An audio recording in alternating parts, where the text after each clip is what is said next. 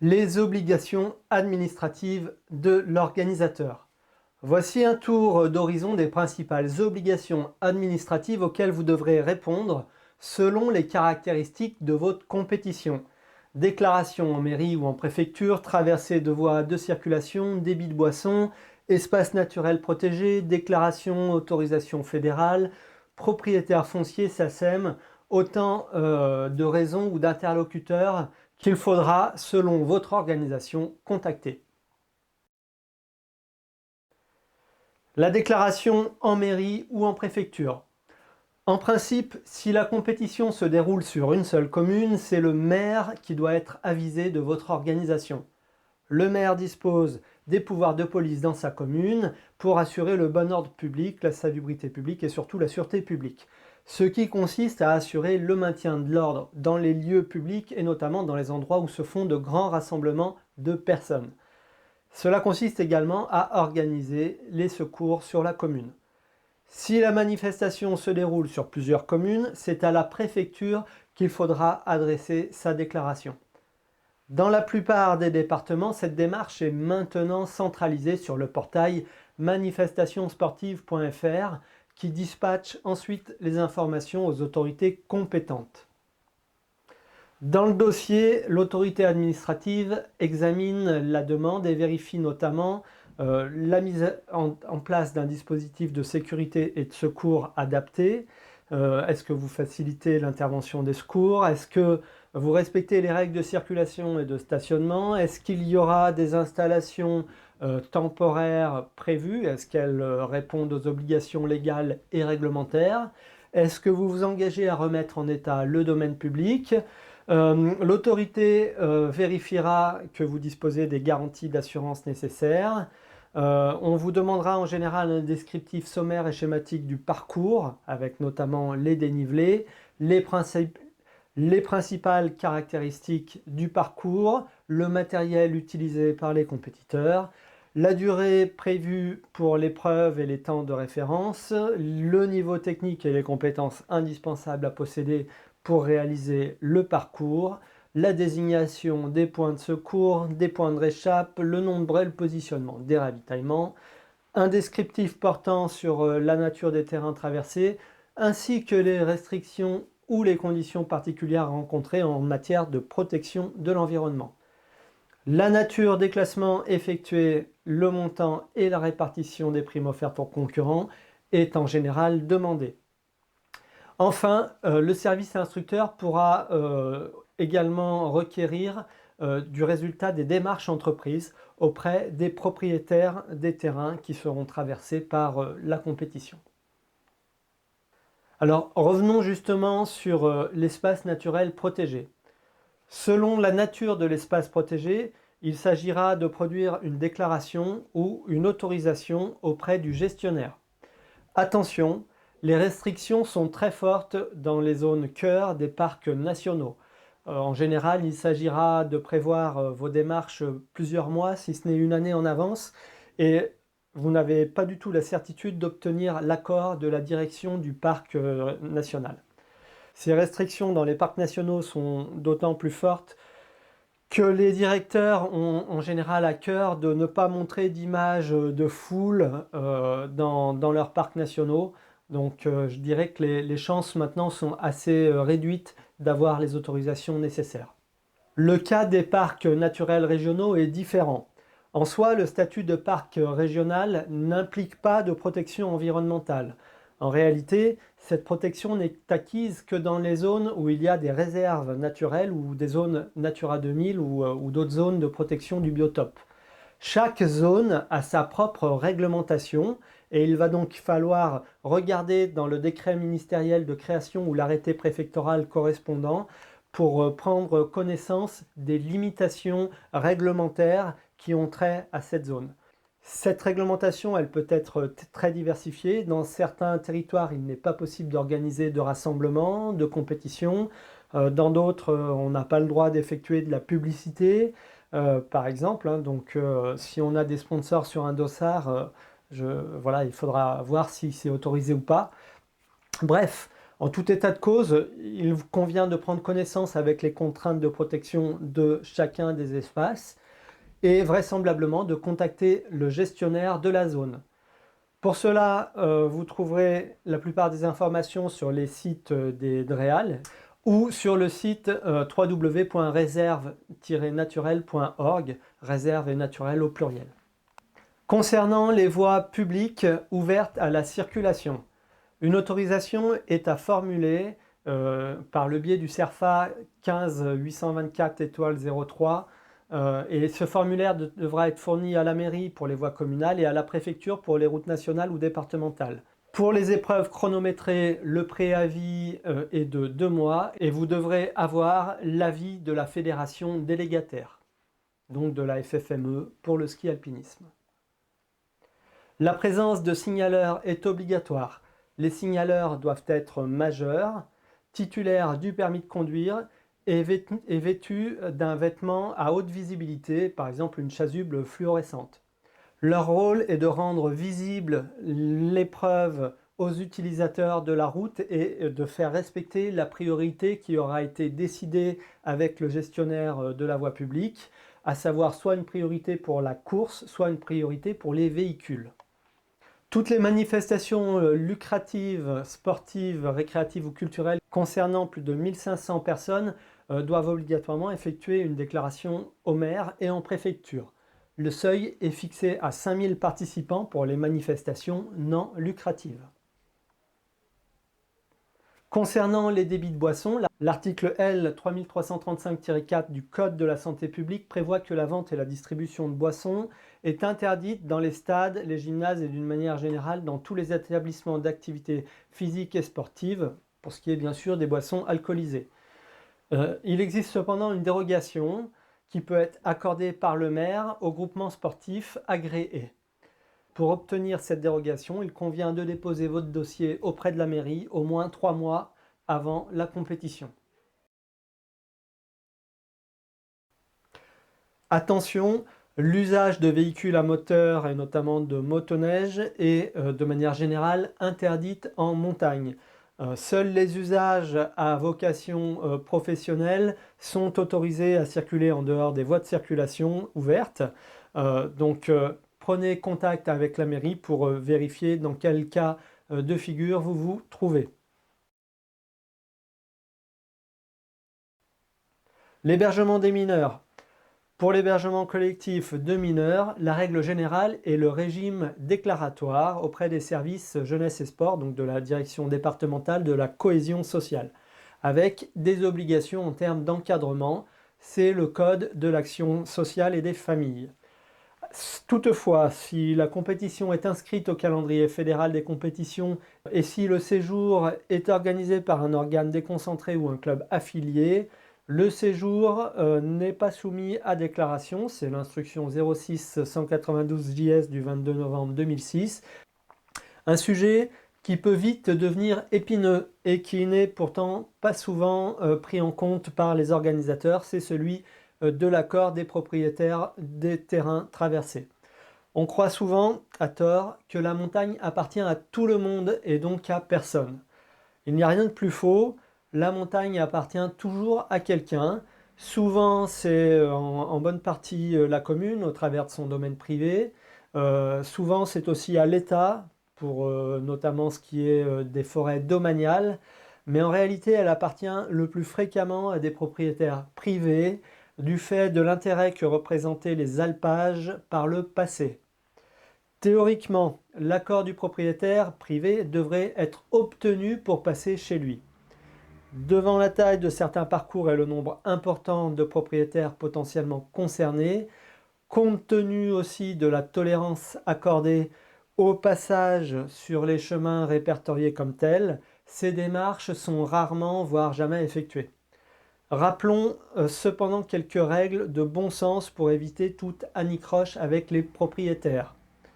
Tout d'abord, si le terrain est clairement délimité par des barrières, des clôtures, une haie, ou s'il est cultivé, l'accès doit être formellement demandé au propriétaire. Respecter une distance de 50 mètres vis-à-vis des habitations. N'engagez pas d'aménagement sans l'accord du propriétaire, par exemple des coupes d'arbres, des ancrages, la mise en place d'un balisage permanent. Et enfin, veillez à ce que la compétition ne laisse pas de traces et ne laisse pas de détritus. Briefez particulièrement vos bénévoles, les serre-fils, sur ce point. N'hésitez pas à consulter les services de la mairie qui pourraient attirer votre attention sur des cas susceptibles d'être délicats, notamment pour l'ensemble des lieux de regroupement de personnes comme le départ, l'arrivée, certaines aires de change, ou si vous installez des chapiteaux, des tentes, etc. Voilà, prenez particulièrement attention à ces points où il y aura une forte concentration de personnes et vraisemblablement demandez l'accord du propriétaire pour utiliser son terrain. Voici le bilan de cette partie sur les obligations administratives avec les principales déclarations et autorisations à formuler pour une compétition de ski alpinisme chronométrée. Déclaration à la mairie si la compétition se déroule sur une seule commune, prévoyez 3 mois de délai. Autorisation de la mairie pour la mise en place d'un débit de boisson alcoolisé, 3 mois de délai également. Déclaration à la préfecture si la compétition se déroule sur plusieurs communes ou si l'événement est à but lucratif avec plus de 1500 personnes concernées ou si l'événement est à but non lucratif rassemblant plus de 5000 personnes. Autorisation de la préfecture si la compétition emprunte une voie publique ouverte à la circulation autre que les voies communales. Si la compétition traverse une zone protégée pour des raisons environnementales, prévoyez une déclaration, voire l'autorisation du gestionnaire de l'espace, parc national, parc régional, le gestionnaire d'une réserve naturelle ou d'une zone Natura 2000. Comptez 2 à 3 mois pour avoir le temps de dialoguer si c'est nécessaire. Autorisation de la fédération délégataire, donc de la FFME, pour toute compétition officielle, et ce 4 mois avant l'événement. Convention avec la fédération délégataire pour les compétitions promotionnelles délivrant plus de 3 000 € de primes, que ce soit en cash ou en nature, ainsi que pour les compétitions faisant usage de cordes fixes et les compétitions longue distance. Enfin, 15 jours avant la manifestation, vous déclarerez celle-ci auprès de la Société des auteurs, la SACEM, et au plus tard 2 semaines après la manifestation, vous communiquerez l'ensemble des œuvres musicales qui auront été diffusées. Voilà, cette vidéo est maintenant terminée. Vous pouvez enchaîner avec une autre vidéo de formation. Vous trouverez également un certain nombre de liens et de références dans la description de la vidéo.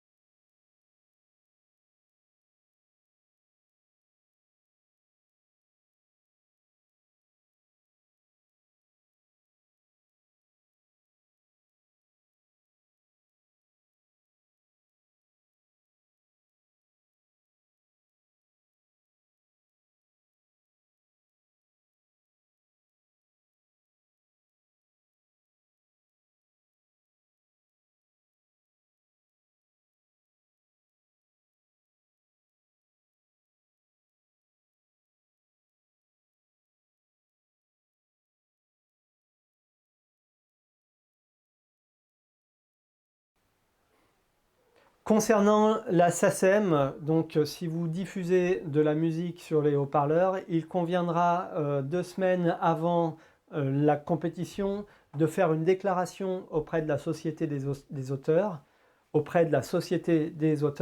et de fournir au plus tard 2 semaines après la compétition, donc de fournir à la SACEM la liste des œuvres qui ont été diffusées. Voilà, en termes de bilan, voici un récapitulatif des principales déclarations et autorisations applicables pour une compétition de ski chronométré. Déclaration à la mairie si la compétition se déroule sur une seule commune. Déclaration à la mairie si la compétition se déroule sur une seule commune. Autorisation de la mairie en cas de débit de boissons alcoolisées. Déclaration à la préfecture si la compétition se déroule sur plusieurs communes ou si l'événement est à but lucratif et accueille plus de 1500 personnes ou si l'événement est à but non lucratif et accueille plus de 5000 personnes.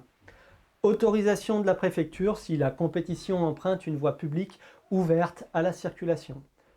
Autorisation du gestionnaire si la compétition traverse une zone protégée pour des raisons environnementales, un parc régional, un parc national, une réserve naturelle, une zone Natura 2000, etc.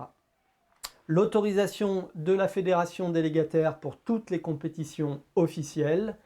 Conventionnement avec la fédération délégataire pour toutes les compétitions, y compris les compétitions promotionnelles, délivrant plus de 3 000 € de primes en cash ou en nature. Et enfin, l'autorisation et la déclaration auprès de la SACEM.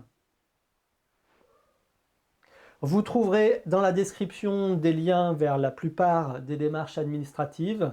Je vous souhaite malgré tout ça une bonne organisation. Vous trouverez dans la